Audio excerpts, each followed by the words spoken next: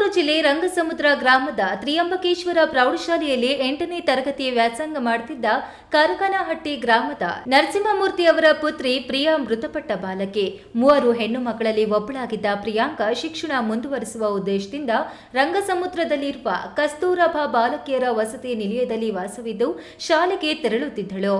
ಕಳೆದ 1 ವಾರದಿಂದ ಜ್ವರದಿಂದ ಬಳಲಿದ್ದಳು ಎನ್ನಲಾಗಿದ್ದು, ಪೋಷಕರು ಆಸ್ಪತ್ರೆಗೆ ತೋರಿಸಿ ಬಳಿಕ ವಸತಿ ನಿಲಯಕ್ಕೆ ಕರೆತಂದು ಬಿಟ್ಟಿದ್ದರು ಎನ್ನಲಾಗಿದೆ. ಆದರೆ ಶನಿವಾರ ಬೆಳಗ್ಗೆ ಎಂದಿನಂತೆ ಶೌಚಾಲಯಕ್ಕೆ ತೆರಳಿದ್ದ ಪ್ರಿಯಾಂಕಾ ಏಕಾಏಕಿ ಕುಸಿದು ಬಿದ್ದಿದ್ದಾಳೆ.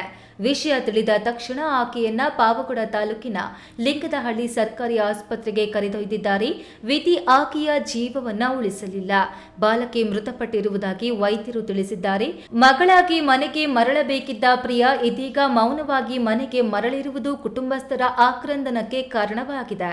ಇನ್ನು ಬಾಲಕಿಯ ಅಕಾಲಿಕ ಸಾವಿನ ಹಿನ್ನೆಲೆಯಲ್ಲಿ ವಸತಿ ನಿಲಯದ ಸುರಕ್ಷತಾ ವ್ಯವಸ್ಥೆ ಕುರಿತು ಪೋಷಕರು ಹಾಗೂ ಸ್ಥಳೀಯರು ಹಲವು ಪ್ರಶ್ನೆಗಳನ್ನು ಎತ್ತಿದ್ದಾರೆ. ವಸತಿ ನಿಲಯದಲ್ಲಿ ಇರುವ ಸಿಸಿ ಕ್ಯಾಮೆರಾಗಳು ಹಲವು ತಿಂಗಳುಗಳಿಂದ ಕಾರ್ಯನಿರ್ವಹಿಸುತ್ತಿಲ್ಲ ಎಂಬ ಆರೋಪ ಕೇಳಿ ಬಂದಿದ್ದು, ಈ ಆರೋಪದ ಬಗ್ಗೆ ಅಧಿಕಾರಿಗಳು ಸಮಗ್ರವಾಗಿ ಪರಿಶೀಲಿಸಬೇಕು. ನಮ್ಮ ಮಗಳಿಗೆ ಕಾರಣವೇನು ಎಂದು ಪೋಷಕರು ಪ್ರಶ್ನಿಸಿದ್ದಾರೆ. ಹೆಣ್ಣು ಮಕ್ಕಳು ವಾಸಿಸುವ ವಸತಿ ನಿಲಯದಲ್ಲಿ ಅವರ ಸುರಕ್ಷತೆ ಅತ್ಯಂತ ಮುಖ್ಯ ಅಲ್ಲವೇ? ಆದರೆ ಯಾಕೆ ವಸತಿ ನಿಲಯದಲ್ಲಿ ಸಿಸಿ ಕ್ಯಾಮೆರಾ ಇಲ್ಲದಿದ್ರೂ ಅಧಿಕಾರಿಗಳು ಸಿಬ್ಬಂದಿ ಮೌನಕ್ಕೆ ಶರಣಾಗಿ ನಿರ್ಲಕ್ಷ್ಯ ಧೋರಣೆ ತೋರಿರುವುದು ಖಂಡನೀಯ. ಹಾಗಾದ್ರೆ ಈ ಸಾವಿಗೆ ಕಾರಣ ಯಾರು ಎಂಬ ಪ್ರಶ್ನೆಗಳು ಪೋಷಕರನ್ನ ಕಾಡ್ತಿವೆ. ಪ್ರಿಯಾಂಕಾ ಸಾವಿನ ನಿಖರ ಕಾರಣ ಇನ್ನೂ ಸ್ಪಷ್ಟವಾಗಿಲ್ಲ. ಮರಣೋತ್ತರ ಪರೀಕ್ಷೆಗೆ ತುಮಕೂರು ಸರ್ಕಾರಿ ಆಸ್ಪತ್ರೆಗೆ ಕರೆದೊಯ್ಯಲಾಗಿದೆ. ನಂತರ ಪೊಲೀಸ್ ತನಿಖೆಯ ಬಳಿಕವೇ ಸಾವಿಗೆ ನಿಖರ ಕಾರಣ ತಿಳಿದು ಬರಬೇಕಿದೆ.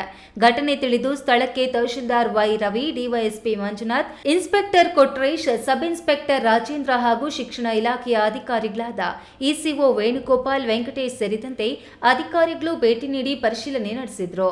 ಘಟನೆ ಕುರಿತು ಅರಸೀಕೆರೆ ಪೊಲೀಸ್ ಠಾಣೆಯಲ್ಲಿ ಪ್ರಕರಣ ದಾಖಲಾಗಿದೆ. Thimmaiah, E news TV, Tumakuru.